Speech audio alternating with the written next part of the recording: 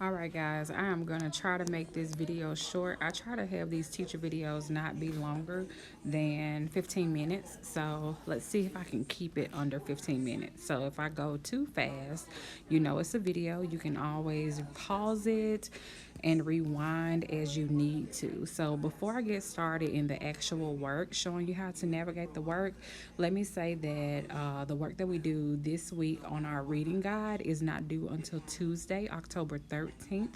And I am doing that so that you all who are missing work can have some days, class days, to get caught up. So please take advantage of this opportunity because we won't be able to do this every week, okay?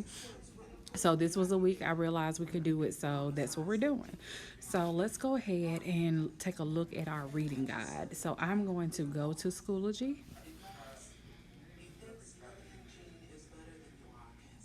I'm going to courses, and I'm just going to click on one. You should click on your English course. I'm going to the unit plan folder, the standard level skills folder, and I'm clicking on October 5th through 9th. And from there, I'm going to my Wednesday folder. Today is Wednesday, October 7th. So when the folder opens, you see your Wednesday slides, and the very next thing you see is the Roll of Thunder Hear My Cry Reading Guide Part 2.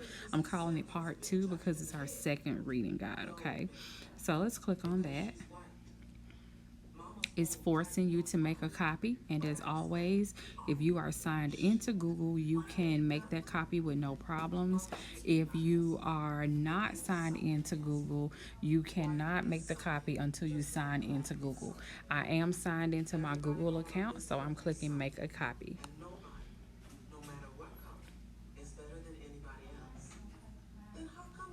Now, because I've clicked make a copy, I know that this copy is in my slides. It's in my Google Drive. It's in my slides, so I don't have to work from here. In fact, I don't want to work from here. So I'm going to open my slides.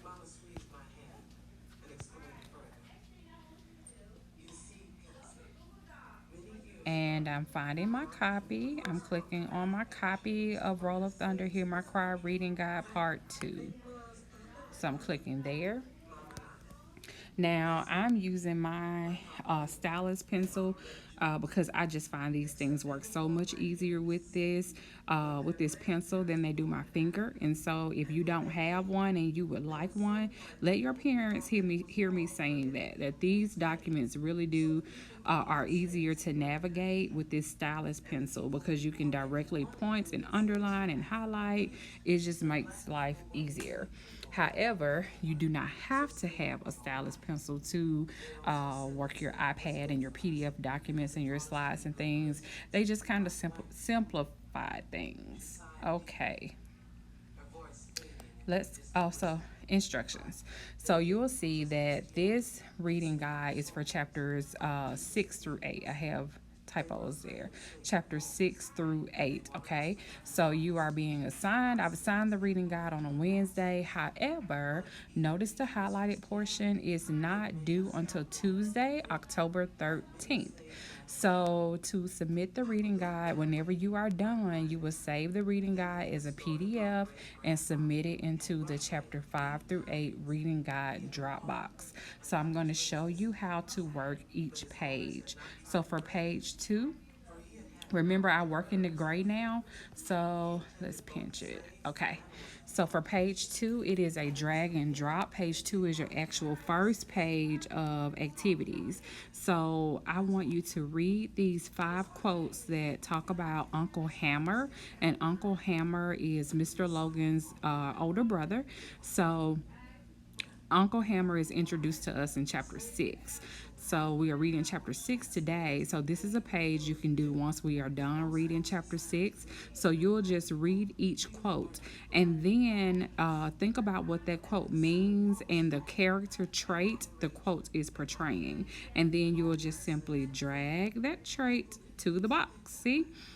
And you can use a trait more than one time. So you see how I have admirable again? I may want to click on it and put it here. Now, notice I'm not telling you that's where those things go because I did not even read the quotes, okay? But I want you to read the quotes and think about the different terms that are at the bottom and which traits should be paired with which piece of text evidence.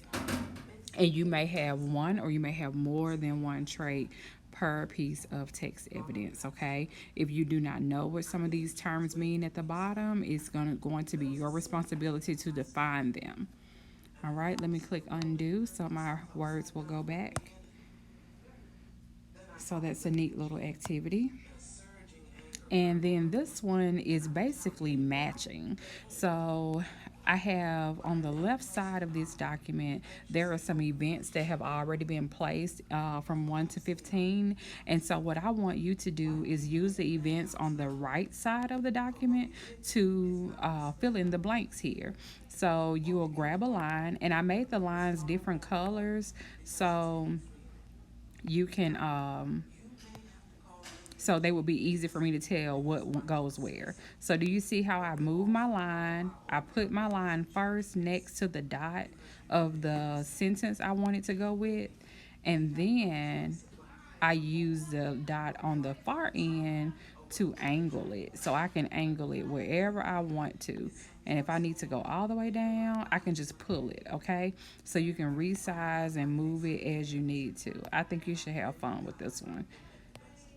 Okay, so I'm going to click undo so everything goes back to where it was. Now page 4. So for this one, you're going to learn that in chapter 7, Stacy finally recognizes that Jeremy, the little white boy who wants to be friends with them, so Stacy notices that Jeremy could actually be a better friend than TJ, who is Stacy's African American best friend.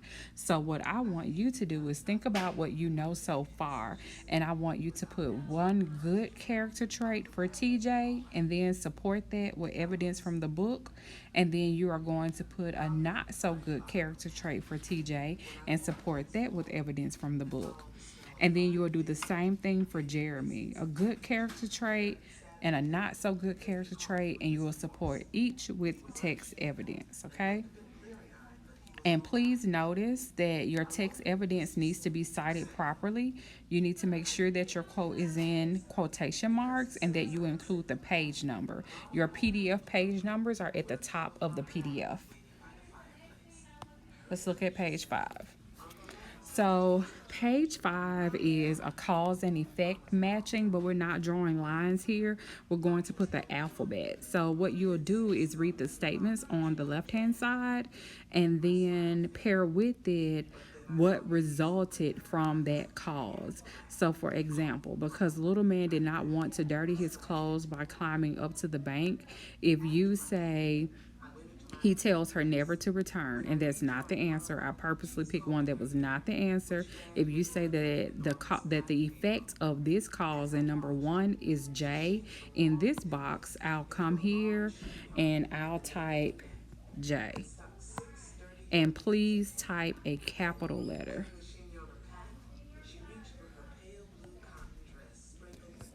Just like that. Okay, J. And I'm going to undo because I don't want to stay there. All right. And so when you are done, you're going to save this as a PDF and upload it in Schoology. So we'll click these 3 little dots, click share and export, send a copy, click on PDF. Mine is already selected. Click OK.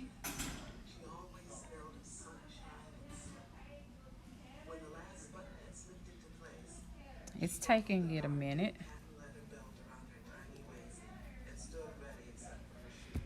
All right.